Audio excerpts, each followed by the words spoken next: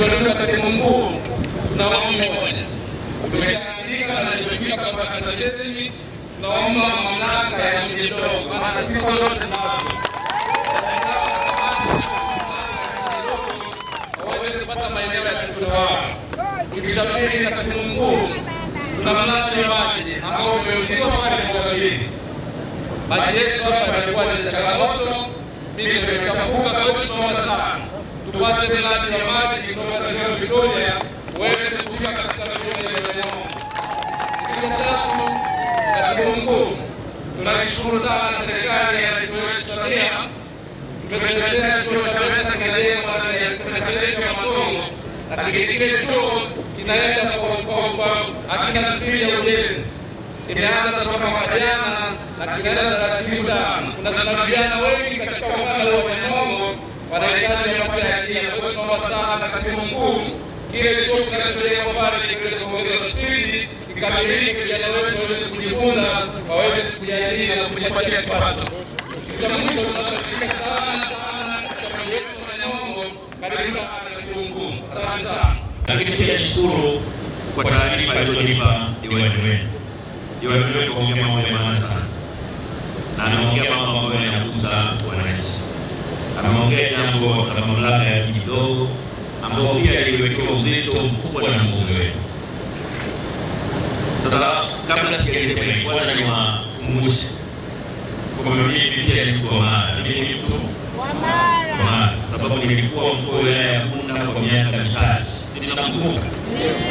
Na mtu yote akishakaa Bunda zaidi akishakaa kwa wilaya yote ya Mara kwa zaidi ya miaka 2 anakuwa mtu wa Mara. Kweli. Kwa hiyo mimi ni mtu wa Mara. Kwa hiyo nikisema hivi nasema sasa changamoto hii ya mji mdogo mimi mwenzetu wa Mara nimeichukua. Mimi mwenzetu wa Mara nimeichukua. Tutakwenda kuangalia nayo ili siku moja mseme mwenzetu wa Mara ile jambo letu mmekanalo tazungumza. Lakini pia nawapongeza sana kwa kuongelea maendeleo yaliyopatikana.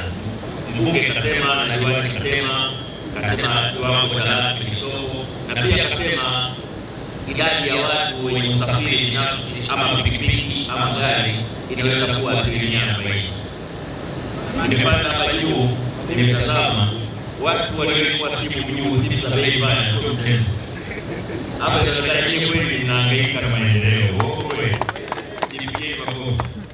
Maana ile pale simu ya 900, ile pale milioni 1.5, ile pale yenye mfumo.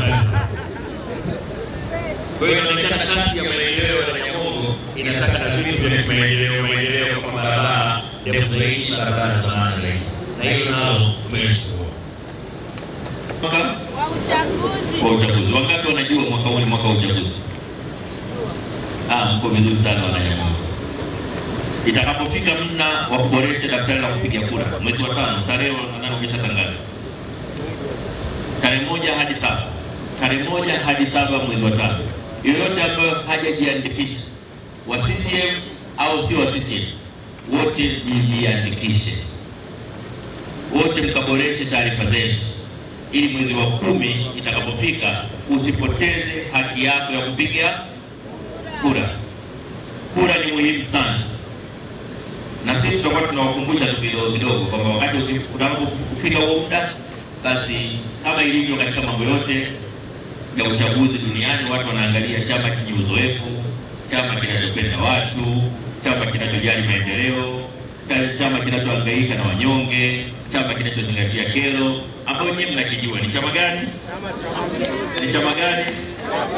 Makofi kwa Chama cha Mapinduzi.